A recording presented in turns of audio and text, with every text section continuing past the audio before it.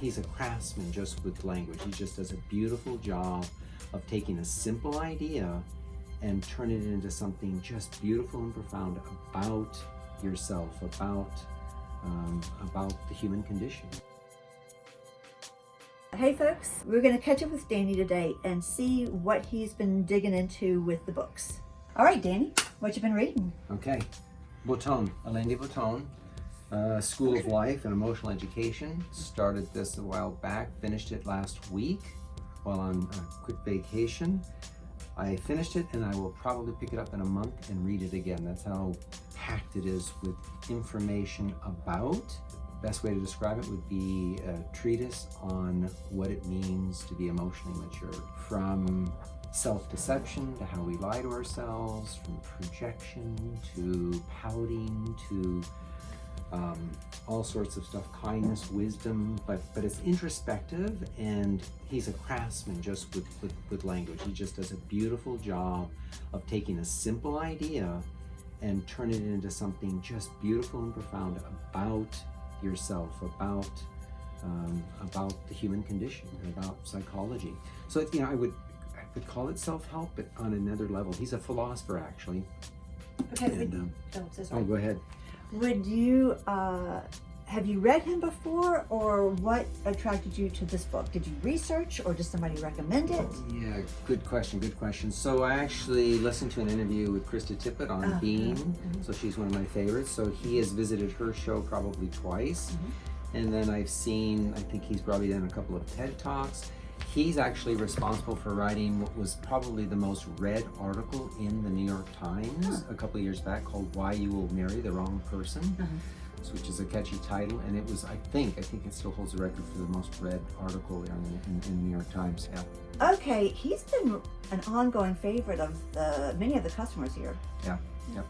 So just to give you one quick passage, which gives you an idea of his style. So, the road to greater confidence begins with a ritual of telling oneself solemnly every morning before embarking on the challenges of the day that one is a muttonhead, a cretin, a dumbbell, an imbecile. One or two more acts of folly should thereafter not feel so catastrophic after all. So he has That's useful. It is. He has another passage in here where he says, in the ideal world, you'll, maybe metaphorically speaking, you'll have classes where 14-year-olds and 54-year-olds are sitting together learning about frustration, anger management, or how to talk about your feelings. And I mean, it's just he allows you to think of things in entirely new ways, simple concepts, but because of the way he phrases them, it's amazing. So just look him up, Botton, Botton, and find him on TED Talks. He also has a School of Life series of videos, but just a great book. I've given it to 3 out of my 5 kids. They recommended it to their friends. 3 of them are reading it right now at the same time. So great, School of Life, Botton. That sounds wonderful.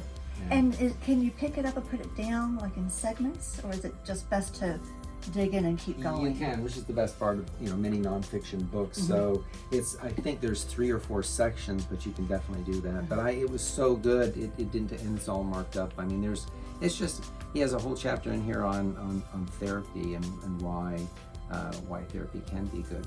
And there's just so much. It's just packed with so much. It's beautiful. I loved it. So, anyway. Cool. What else you got? So, what would life be without a little bit of Chompsky? So this is Barsamian, but he has Chomsky's help. So I just felt, with this whole crisis with Iran that's been going on for years, for decades actually, you usually need to go to Chompsky for things like that. So I just felt very ignorant on that, and I really felt the need to find out really how long this crisis has been going on. And so this is called Targeting Iran. It's an older book, and I'm halfway through it, but it's really enlightening and giving me just keen insight into our history, and I'll be honest, it gives me sympathy for Iran, just on the things that they've gone through and things that we've done.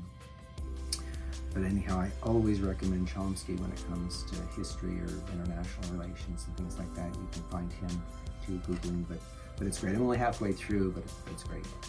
Well, what looks so enticing to me is that it looks like a smaller book, But when you're mentioning Chompsky, that means we're going to see a fuller picture than maybe what's presented in the media, right? So you're going to see that things are oftentimes more nuanced, right? Yeah.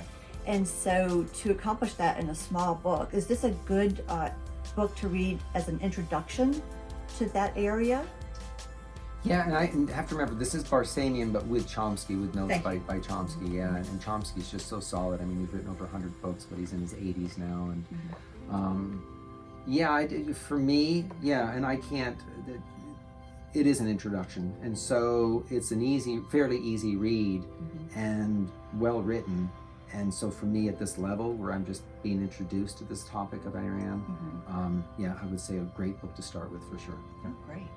I have not known how to start digging in, particularly with Iran and the long history. I think that's the one I'm going to start with.